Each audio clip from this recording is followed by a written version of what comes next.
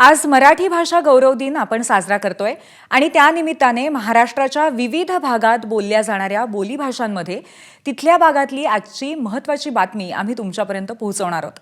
आत्ता आपल्यासोबत रायगडमधल्या लोणेरे इथून आमचे प्रतिनिधी गणेश म्हापराळकर आहेत।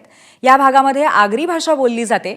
मुंबई, ठाणे, पनवेल या भागात बोलल्या जाणाऱ्या आगरी भाषेपेक्षा इथला लहेजा थोडासा वेगळा आहे। त्याच भाषेत गणेश आपल्याशी संवाद साधणार आहे। गणेश, मुंबई गोवा महामार्ग गेल्या कित्येक वर्षांपासून रखडलाय। आता शिमगा तोंडावर आहे आणि काही दिवसांपूर्वीच राज्याचे सार्वजनिक बांधकाम मंत्री शिवेंद्रराजे भोसले यांनी या भागाचा दौराही केला होता। त्याचा काही फायदा झालेला दिसतोय का? सध्या महामार्गाच्या कामाची परिस्थिती काय आहे? गेली 18 वर्षापासून रखडलेलो आमचो मुंबई गोवा हायवे अजूनही पुरो व्हायचो काय नाव घेईनाय। कित्येक पिऱ्या या मुंबई गोवा महामार्गावरनं प्रवास करून गेली, कित्येक ॲक्सिडेंट देखील झाली, परंतु यो अजूनही मुंबई गोवा हायवे हाय तैसाच रखडलेल्या परिस्थितीत आपल्याला पाहायला मिळतंय। काही दिवसांपूर्वी आपल्या राज्याचे नवनिर्वाचित सार्वजनिक बांधकाम मंत्री छत्रपती शिवेंद्रराजे भोसले यांनी देखील या मुंबई गोवा महामार्गाचो पाहणी दौरो केलो आणि येत्या मे एंडिंगपर्यंत यो मुंबई गोवा महामार्ग पूर्ण होण्याचं आश्वासन त्यांनी कोकणकरांना दिल्यान।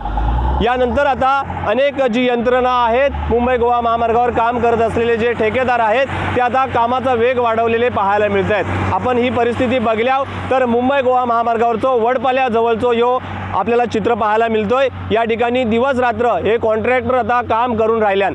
त्यामुळं येत्या काही दिवसांपूर्वीवर येऊन ठेवलेलो आपल्याला शिमगो आहे, यो शिमग्यातनं पडलेल्या खड्ड्यातला मुक्तता या कोकणकरांना मिळेल का, यो प्रश्न आता कोकणकरांना पडून राहिलोय। त्यामुळं मुंबईकरांच्या वाट्याला राहिलेलो गेल्या 17 वर्षाचो यो मुंबई गोवा महामार्गाचा हा जो खडतर प्रवास आता संपेल का, नवीन निर्वाचित जे मंत्री आहेत त्यांनी दिलेलं आश्वासन पूर्ण होईल का, असा प्रश्न आता कोकणकरांना पडून राहिल्याचं पाहायला मिळत आहे। गणेश म्हापराळकर, एबीपी माझा, रायगड।